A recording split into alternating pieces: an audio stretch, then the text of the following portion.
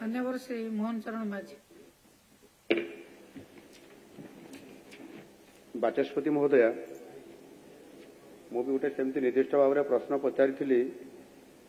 गत 7 वर्ष रिपोर्ट मागी आम राज्य में मोट 27,264 ग्राम अच्छी ता भर 16,668 ग्राम को पाइप जोगे पानीय जल जोगाण कर माननीय मंत्री उत्तर देते जोटा कि गत 7 वर्ष भितर 30% हो 30% को आम कर 7 वर्ष भितर एवं तापर पुणी 2025 सुधा संपूर्ण कर प्रतिश्रुति माननीय मंत्री महाशय देते किंतु गोटे कथा भी स्वीकार कर जल उत्स शुष्क होगा कारण अनेक प्रकल्प सब अचल होकर पड़ी स्वीकार कर खुद माननीय मंत्री निज जिला बौद्ध जिला 12 नंबर सीरियल रे अच्छी सेटा सोर्स फेलोर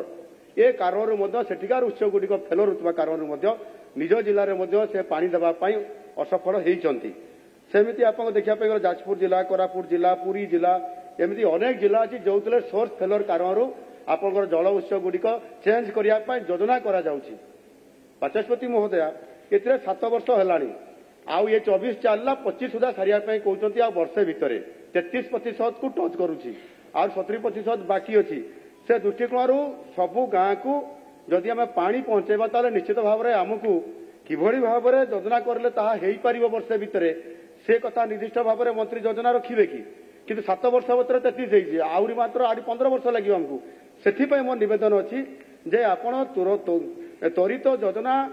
की प्रकार योजना आप करेंगे ताहा ए गृह को जनइबे कि जे वर्ष भितर बाकी 70% आपणकर जो शुष्क एरिया अच्छी सहित जो गुड़िक काम अधा पड़ी रही आम जिलार तो आम 3000 कोटी टका देचु डीएमएफ रु ओमबार्स रु देचु से प्रोजेक्ट गुड़िकर काम गुटे कंप्लीट न होबार कारण कौन से कथा कहवा सहित सारा ओडिशा चित्र देवा सहित जो कथा ये प्रश्न आसला जे आपंकर प्रोजेक्ट सरिया आमको आहरी बहु वर्ष लगी नलकूप को बंद करदे एवं आपंकर सब जो एक्जिस्टिंग जो नलकूप था सेगुड़िक आपंकर वर्तमान बंद होगा डैमेज होगा से क्षेत्र में वर्तमान इमरजेंसी दृष्टिकोण प्रति अंचल पुनर्बार आउे आपंकर मेगा प्रोजेक्ट को आपण कंप्लीट करिया पूर्व प्रति अंचल पुनर्बार आउे नलकूप देवार व्यवस्था करेंगे कि माननीय मंत्री मु माननीय कांग्रेस विधायक दलर नेता जो प्रश्न करते तार उत्तर मु स्पेसिफिकली कही सारी जे सरकार प्रतिश्रुतिबद्ध एवं समस्त जिलापाल ना आज्ञा क्वेश्चन मुझे सारी जे सरकार प्रतिश्रुतिबद्ध जे प्रत्येक गाँ को प्रत्येक जिलापाल को निर्देश देते कि भाव में नलकूप खोल जापर तेणु से संपर्क में दोहराइबा जाऊना। द्वितीय कथाटी जहाँ मान्यवर सदस्य कहले 30% होती बोध हुए से जो प्रश्न पचारि तार उत्तर जो आसला से पुराणा उत्तर हो कौन उत्तरटा कौन रही उत्तर ठीक अच्छे मान्यवर जो सदस्य जहाँ कहते जेहेतु जेहेतु ये गोटे स्वतंत्र प्रश्न निश्चित भाव में मो मान्यवर सदस्य आसतु से प्रश्न